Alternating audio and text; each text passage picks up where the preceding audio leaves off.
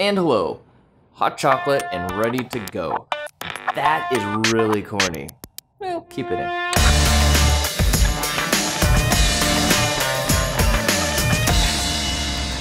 There's a good chance that you or somebody you know has a GoPro camera lying around the house somewhere. And chances are you may have used it. Well, if you're like me, you kind of want to use that super slow motion, 120 frames per second, or if you got the new one, the 240 frames per second, and you want it to look really good. Well, I went out one day and thought I'd get this really cool shot of a train coming into the station at night in super slow motion. And this is what it looked like.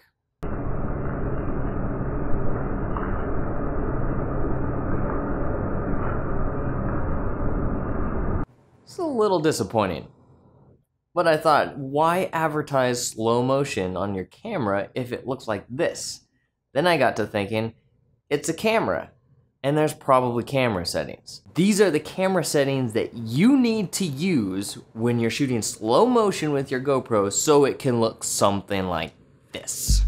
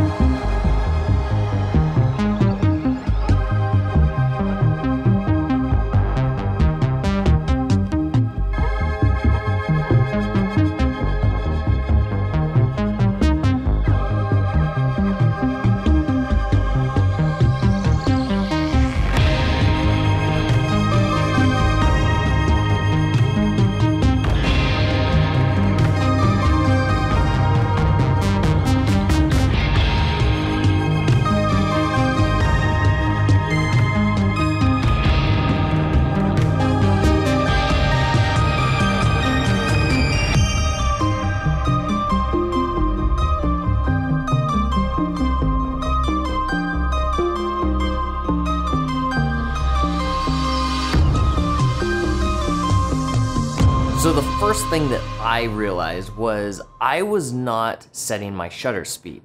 A GoPro's default settings is usually so that it will always expose an image, so it doesn't get dark or grainy or blocky. Yeah, that's not entirely true. So at least you can see something.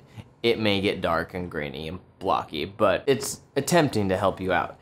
And in doing so, it has the shutter speed set to auto. Quick break, which brings the question, what the heck is shutter speed? Well, it goes back all the way to photography. In original photography, when you were using film, you had a film frame. Hold that thought.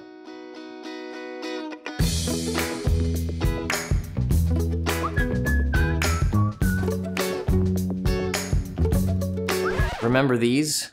Now this one's a Kodak 35mm color print film. And, one second, something else to show you.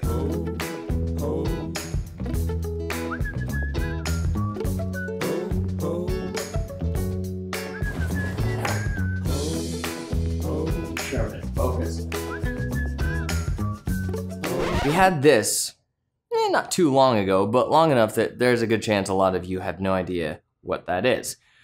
Kodak 200 35mm color print film with only 24 exposures for this roll. 24 exposures. That, for some of you, is like half a second on your shutter on your camera. This is a different film. This is 400 500, 36 exposures, daylight for prints or slides. So this is a special film. This is actually Kodak 5279 motion picture film stuck into a canister so you could test it with a film camera. A whole other story of still film and motion picture film. They use different chemical processes to develop. In any case, I'm nerding out. Once you do that, it comes out looking like, I hope I'm not totally destroying this. I don't think I am. It looks like I might. Well, hold on that. It's been a while. Pretty sure I shot that. But, in fact, I didn't because it's still in there. Forgot, you would get a new one. Oh, I could shoot some film. We'll have to try that. This is what it looks like once it's developed. See that? All this, it's in this protective sheet so it doesn't get scratched up. All of that, each one of those is a frame that was exposed on your camera. It's been a little bit since I last shot some film. It gets really expensive. Each one of those frames turns out to look like, hold on 1 second. Found it. It looks like this. Let me pull up the light, because you need light to show these things. Not sure if you can see that. See? That, short story long, is what a film camera would expose. That would be like one still frame in your video file. Back to shutter speed. To expose that, if you just opened it up, the light would come in and then you would maybe overexpose, and then the chemicals and everything would emult and build together this image that would just be so bright that it's just white. Like when you have your shutter on your camera open all the way, it just turns white if you have too much light. So, shutter speed in film camera world, it's a circle on a pin. And there is an angle on that circle that spins. I'm gonna have to grab my film camera and bring it in to show you at some point, but it spins, and every time it spins, it blocks the light and exposes the light. And when you hear people say a 180-degree shutter, they usually don't tell you what the heck that is. They say, well, it matches with your camera if you do like 1/50th or double your frame rate. Sure, but what is a 180-degree shutter? That circle, I'm gonna draw it for you. That circle is half covering your frame and half exposing it. It is 180 degrees, meaning 180 degrees of that circle exposes your image. And the smaller that degree is, the less time there is to expose. The longer it is able to expose, the more blur you get, because someone can move a further distance as the image is exposing. When it's shorter, they move a shorter distance and there's less chance of things blurring. Hopefully that makes sense. Maybe I'll go into, you know what? If it doesn't make sense, let me know in the comments below and I will make it into a more detailed video in the future so you can really understand what a shutter is on your camera and how you can use it to better tell your story. If everyone's saying 180-degree shutter is the way you go, then you go watch the beginning of Saving Private Ryan or Gladiator and you see the stuttering movements, you discover that they actually adjusted the shutter on their cameras to be a smaller shutter to get a more jittery, choppy feel and not that fluid, blurred, buttery motion, whatever you want to call it, that people say it's cinematic. Well, you know my thoughts on that. What the heck is cinematic anyway? If it's on the screen and it tells the story, then it's cinematic. Anyway, I digress. I'm super excited now that I found this film. I just have to figure out what lab I can take it to get processed. But if film, wheels are turning. We now know what a shutter is. If the goal is to get the 180-degree shutter mimicked look, and to achieve that with a digital camera is to double your frame rate, then 24 frames would be 148 shutter, 60 frames, 1/120th shutter, and 120 frames would be 1/240th shutter. And that is, in essence, how many seconds that the shutter is open. 1/240th of a second that your shutter is exposing your image. Hopefully that makes sense. If you go lower, all of a sudden you get these weird blurs and it just doesn't feel right. Another video to discuss if you're interested. Let me know in the comments below.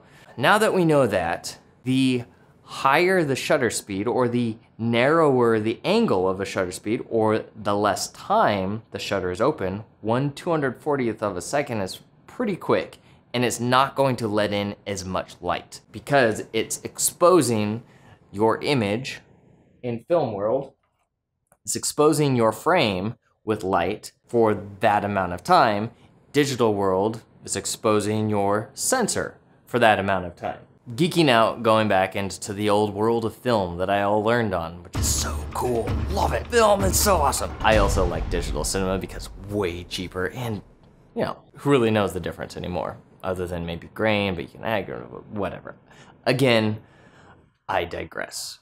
If you're getting less light in, there is one other option you can do, and that's crank your ISO. Remember these things? 200, 400, or 500? Those numbers are the ASA, basically. It is the speed of your film, and it's the same thing as your ISO on the camera. So a 200 is likely going to be more of an outdoor, maybe indoor. This is, I don't know what color temperature this one was, which is another thing, tungsten daylight. There's all this crazy cool information you get to learn when you're in film.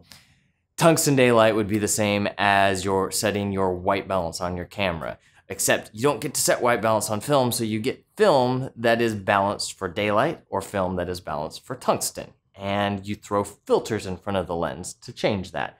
In any case, ISO on your camera is like the ISO on a film.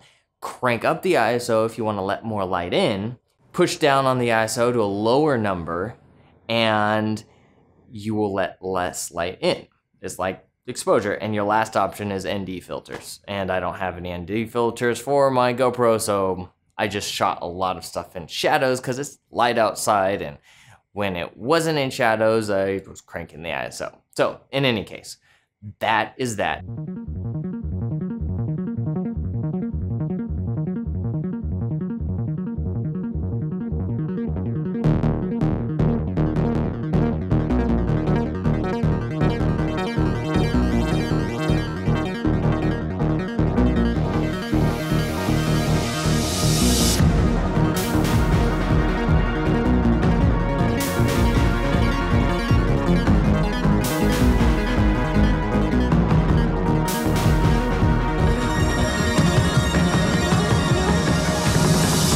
Hopefully somewhere in there, there's some information for you that you can find useful in making your GoPro footage look even better.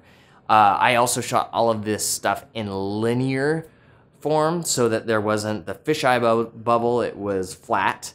Horizon, it felt like a more normal lens. Another video, sheesh. Wow, have you got stuff coming this year. I hope that it was beneficial to you and will help you out in your filmmaking and even just image recording in general. Keep your eye out for the director's cheat sheet coming very soon. I'm polishing up some stuff, making sure there's more terms in there that will be more helpful for you. You can find that on the website, tv.jaredisham.com. My portfolio website is jaredisham.com without the TV. Subscribe if you haven't already, hit that bell notification so you can be updated every time I post new content to this channel, and, you know, like the video and share it with your friends, because I'm sure they would benefit some. You've got friends, and they like you for sharing good stuff with them. I will guaranteed see you in the next video.